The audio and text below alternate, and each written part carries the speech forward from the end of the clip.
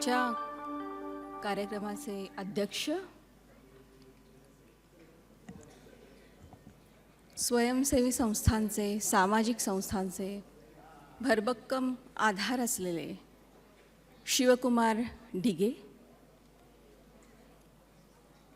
अतिशय कार्यतत्पर असलेले अधिकारी ज्यांचं भाषण आपण आत्ताच ऐकलं ते कृष्णप्रकाश सर, भारतभरातल्या अनेक संस्थांना मदतीचा हात देणारे धान्यदाते श्री रवी नगरकर सर, जीवनानंद संस्थेचे संदीप परब आणि अखिल माई परिवार, आज या व्यासपीठावरून तुमच्याशी माझं मनोगत तुमच्यासमोर मांडताना मला खूप भारावून गेल्यासारखं वाटतंय. खरं म्हणजे मानवांचा वारसा पुढे चालवणं हे त्यांच्या मुलांसाठी, त्यांच्या आसपासच्या लोकांसाठी खूप आव्हानात्मक असतं. आणि आज आपण बघतोय की दीपक दादा, ममता आणि विनय आणि सगळा माई परिवार हा वंचित घटकांसाठी किती असोशीने काम करतोय. आणि असं असोशीने काम करणाऱ्या लोकांनी स्नेहांकुर आणि स्नेहालयाच्या कामाची दखल घ्यावी याबद्दल मी तुमची कृतज्ञता व्यक्त करते. आपल्या असीम त्यागाने आणि अमोघ वाणीने बालसेवेला आणि बालहक्काला आणि मुळामध्येच पदर पसरून मदत मागण्याला अत्यंत वलय आणि प्रतिष्ठा मिळवून देणाऱ्या माईंना मी या क्षणी अभिवादन करते.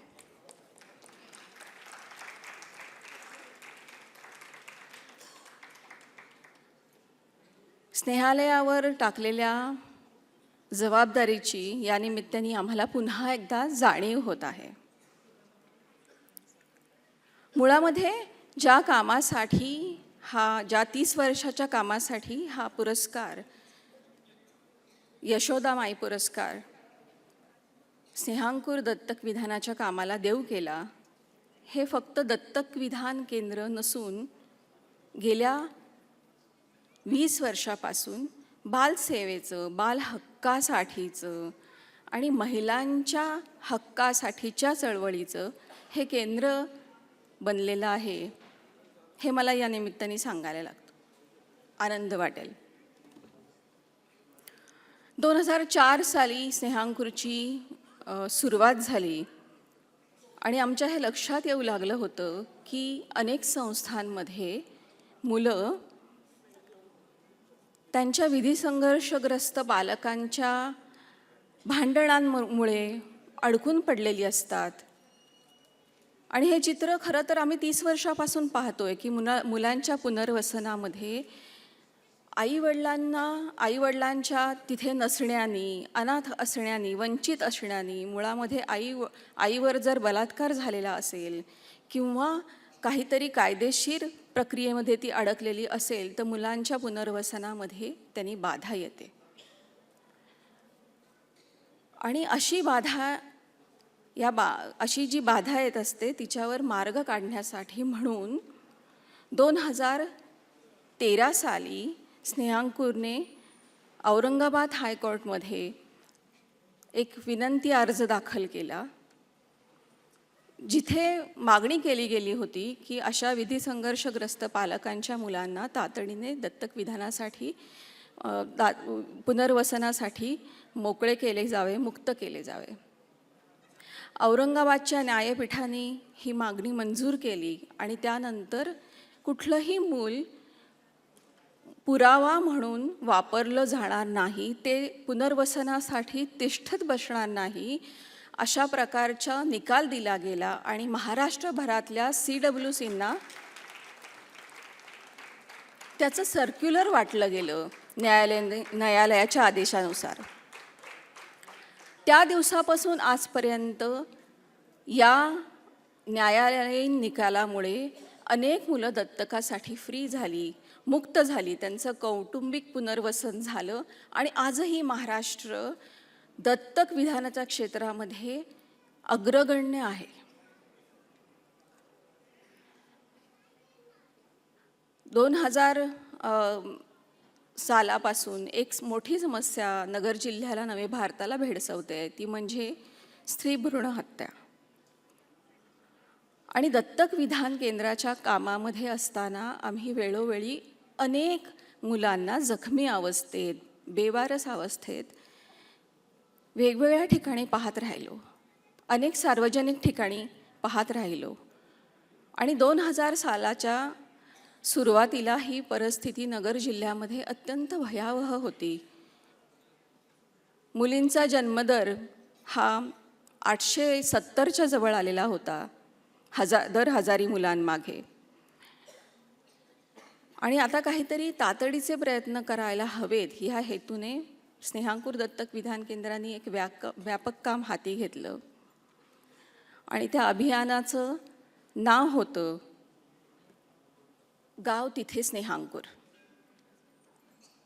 याच्या अंतर्गत 2 योजना चालवल्या गेल्या, मुलगी वाचवा, पाळण्यास सोडवा आणि स्त्री हत्यामुक्त गाव अभियान. आणि या अभियानाअंतर्गत जवळजवळ संपूर्ण अहमदनगर जिल्हा आमच्या कार्यकर्त्यांनी फिरले, सगळ्या लोकांशी मुक्त संवाद केला, दुर्गम भागांमध्ये गेले, स्त्रीच्या जन्मदर वाढण्यासाठीचं महत्त्व, जनन आरोग्य या विषयावर बोलले. या निमित्ताने आजही 3000 स्वयंसेवी कार्यकर्त्यांचं जाळं अहमदनगर जिल्ह्यामध्ये स्नेहांकुरने उभं केलेलं आहे. आणि मला सांगायला विशेष आनंद वाटतो की नगर जिल्ह्यामधले सगळे डॉक्टर, नगर जिल्ह्यामधले सर्व पोलीस कर्मचारी या नेटवर्कचा, या जाळ्याचा अविभाज्य भाग आहेत. या प्रयत्नांचा परिणाम म्हणून पुढच्या 2 वर्षातच 870वरचा जन्मदर हा 920 झालेला दिसला. आणि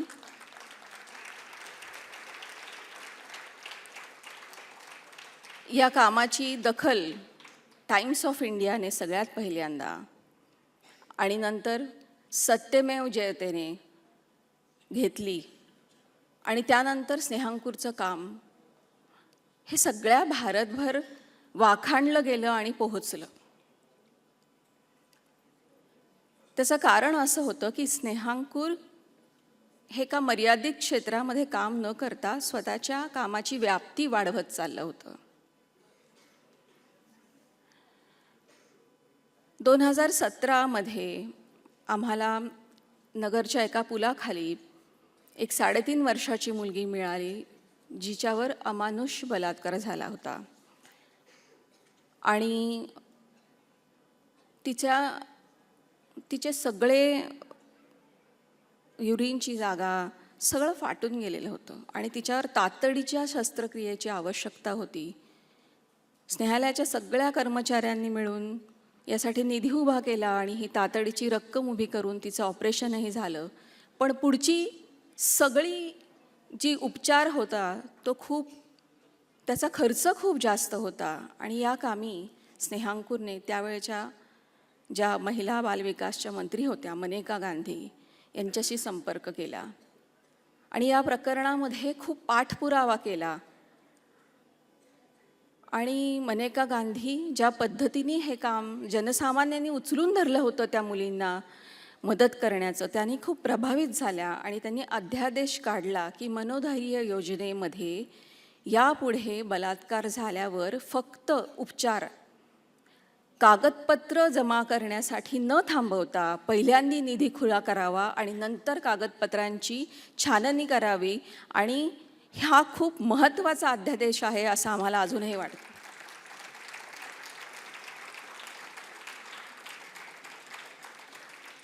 स्नेहांकुरचं काम करत असताना, मुळामध्ये स्नेहालयाचं काम करत असताना, स्नेहांकुरचं काम करत असताना हे आमच्या कायमच लक्षात आलेली गोष्ट आहे की एखादी स्त्री सामाजिक बळ तिला मिळालं नसेल तर गर्ते तोडली जाऊ शकते.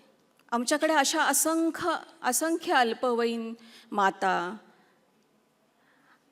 कुठलंही कौटुंबिक पाठबळ नसलेल्या माता, कौटुंबिक हिंसाचाराला बळी पडलेल्या महिला या सातत्याने येत असतात आणि खूप नाईलाजाने त्यांना आपलं मूल दत्तक विधानामध्ये द्यावं लागतं, कारण कुठल्याही अर्थाने समाजाशी लढण्याची आणि ते मूल जगवण्याची त्यांच्यामध्ये हिंमत उरलेली नसते.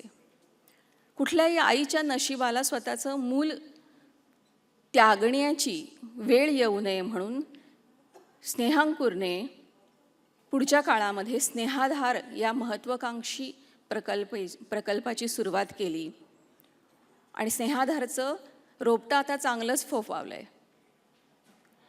स्नेहाधारमध्ये आजही ज्या महिला स्वतःचं मूल देऊ इच्छित नाहीत पण स्वतःच्या पायावर उभ्या राहायला उत्सुक आहेत, शिक्षणाला उत्सुक आहेत, अशा महिलांना कायमस्वरूपी लॉंग टर्म शेल्टरसाठी ठेवून घेतलं जातं, थोड्या काळासाठी ठेवून घेतलं जातं, समुपदेशन केलं जातं, कायदेशीर सल्ला दिला जातो, त्यांच्या केसेस लढल्या जातात. त्यासाठी वकिलांची एक फळी, स्वयंसेवी वकिलाची फळी कार्यरत आहे. आणि अशा स्नेहाधार सरासरी 500 महिलांना दर महिन्याला बळ देतं. ही खूप मोठी व्याप्ती आहे असं वाटतं मला सामाजिक कामाची. सांगण्यासारखं खूप आहे पण ते नेमक्या शब्दात कसं मांडावं, कारण हा सगळाच प्रवास मानवी व्यथेचा प्रवास आहे आणि मानवी हिमतीचा पण प्रवास आहे. जसं मगाशी गणेश दादा इथे म्हटले होते की चळवळ वेदनेतनं जन्म घेते, तसेच सगळ्या चळवळींचा उगम वेदनेतूनच झाला आहे. तर ही वेदना तुमची आणि माझी सगळ्यांचीच आहे असं समजून आपण जी सामाजिक कामं चाललेली आहेत त्यांना खूप खुल्या दिलाने हातभार लावूयात असं या निमित्ताने मी आवाहन करते सगळ्या जमलेल्या कार्यकर्त्यांना, श्रोत्यांना. मी 2019ला माईंना शेवटचं भेटले होते आणि त्या खूप आसोशीने माझ्याशी बोलत राहिल्या. त्यांनी मला अनेक वैयक्तिक प्रश्न विचारले, माझ्या कामाविषयीचे प्रश्न विचारले. खरं तर त्या अनुभवाने, विद्वत्तेने ह्या खूप ज्येष्ठ होत्या, पण त्या इतक्या आत्मीयतेने मला विचारत राहिल्या माझ्या कामाविषयी, प्रश्नांविषयी, मला नेमकं काय वाटतं, की मला भारावून गेल्यासारखं झालं. आणि त्यांनी जो जिव्हाळा दाखवला तो माझ्या अंतःकरणात अजूनसुद्धा आहे, अजूनसुद्धा तो ओलावा मला जाणवतो.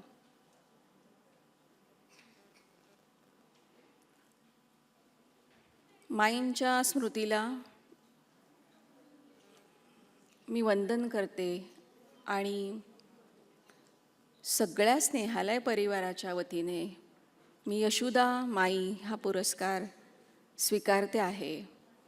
तुम्ही इथे बोलावलत आणि चळवळीचा गौरव केलात त्याबद्दल खूप खूप आभार. धन्यवाद.